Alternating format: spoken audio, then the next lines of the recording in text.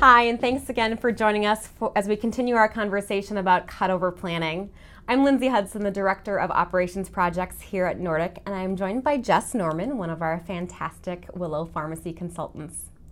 With my background at Epic, I worked primarily on the inpatient application, but I also worked with project directors to do go-live and cutover planning. Jes, can you tell us a little bit about your background as well?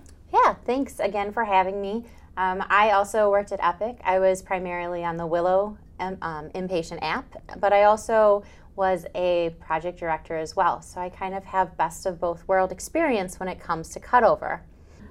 All right, so earlier you mentioned that the interface with the automated dispensing systems and the timing around that is very important for pharmacy. Tell us a little bit about your experience in that area and what you'd recommend to organizations. Yeah, so everyone loves automatic dispensing stations. They're wonderful. They can really make your hospital move a lot faster when it comes to medication dosing and getting meds to a patient. So they're great. But when you're going from one system to another, they can be a little bit of a hassle.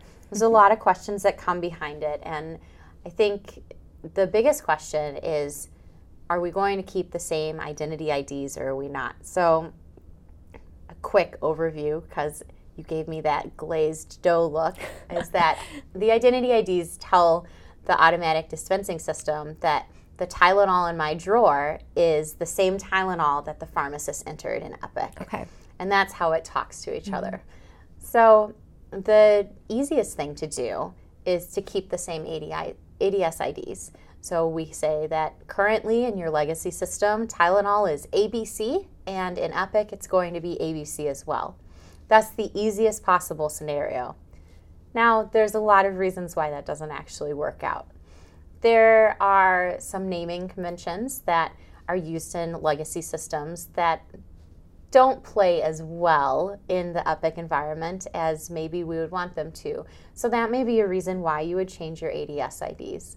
The other thing is maybe this isn't your first go live. You're adding on another facility and you already have a great structure that you have for your ADS IDs in your live facilities that's different than your facility that's going to come up. Well, from a maintenance standpoint, it would be best to have them come onto what you currently have live. So there's some tricky things that you can do to figure out what's the best way to do from there. But either way, you need to somehow get the medications that are in your legacy system into your Epic system at Go Live. And that's kind of where the cutover plan for ADSs really gets tricky.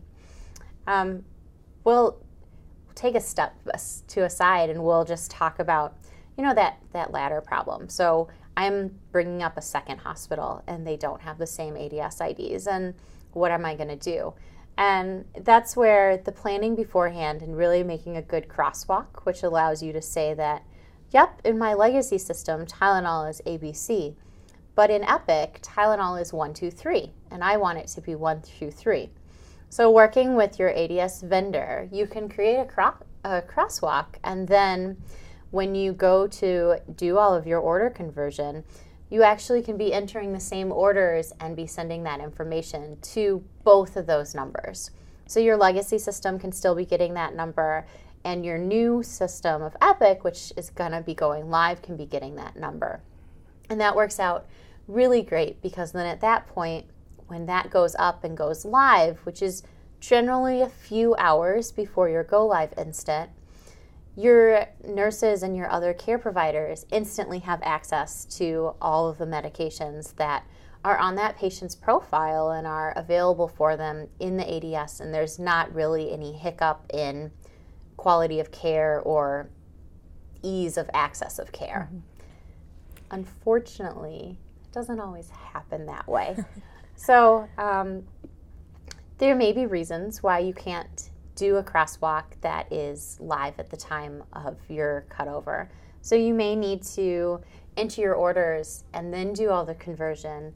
And then at that point, you need to worry about dispensing issues and whether the orders now all think that they're coming from your central pharmacy instead of your ADS machines. And what do we do at that point? And the big thing, I think, is to just always have that contingency plan. The great thing about ADSs is that you can put in a critical override, which essentially allows nursing to have access to a set number of medications in there, the critical meds that you need to give your patients right this instant, so that there's not a lapse in care and there's not any downtime waiting for them. And that's certainly the most important part of all of this, is making sure that patient is being cared for seamlessly along the way. Exactly. I know that critical override period, usually there's at least some period of the cutover where the ADS systems are in critical override.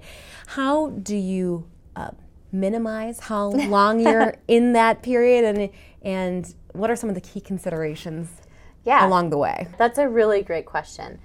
There's always going to be that critical override. It's unavoidable. So when your legacy system goes down, when your ADSs are off that, your nurses still have to be able to get those medications and give patient care. So there's always going to be that plan for it. But I think I would be right in saying that we always want to minimize the amount of time that really patient access can get into the drug candy machines as long as they want. So what are the key things that you can do to make sure we are minimizing that time? Yeah. I mean, I know you always have to have a contingency plan, but what are some of the things that would make that downtime most minimal? Yeah, the biggest thing, and we'll go back a few months in time, is testing. Testing is probably the biggest thing that you can do there from a downtime minimizing part for the critical override. The sooner we can get it off critical override is really dependent on how well our dispensing testing is going. So are we getting orders where we need them to be? Are too many orders coming down to pharmacy, or too many orders going to the floor? And really having a good feel on how to do that. And I've come to realize that the best way to figure out if orders are going to the right place or if we're getting too many or too little is really the technicians. They have the handle on whether we're getting too many labels down in the pharmacy, whether we're not getting enough labels, whether they're getting bombarded with phone calls of nurses not being able to get X, Y, and Z out of the ADSs. They really are going to be that kind of silent lifeline that lets you know when something's not really going well. The other group you mentioned earlier as a critical resource during this cutover period is the partnership with the ADS vendor. Tell me a little bit more about at what point they need to start getting involved in cutover planning, and are there any key lessons learned about whether they're there with you on site in the trenches, or how engaged do they need to be in this process? Yeah. The level of engagement on your ADS vendor is really going to depend on, is this your first go live or is this your 17th go live? If it's been multiple go lives, it's going to be a little less hands-on, which is interesting because I don't think that it ever really gets that much easier when it comes down to ADSs. They just figure you've done it a few times. Exactly. You should know what you're doing, right? We'll just follow the same plan over and over again. That's when something's going to go wrong.